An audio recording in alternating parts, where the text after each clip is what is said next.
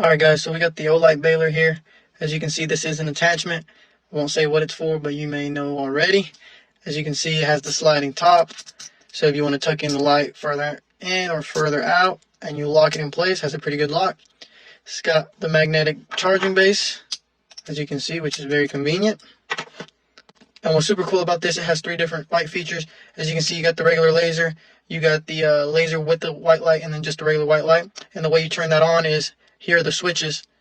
As you can see, you can choose whichever side you want to use, the left or the right. It will turn it on. As you can see, the brightness of that laser is pretty bright.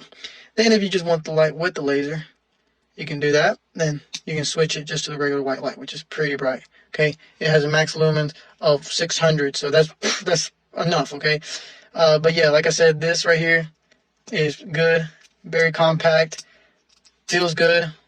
But yeah, so if you want one of these for you know what, click the link on the video, go get you one.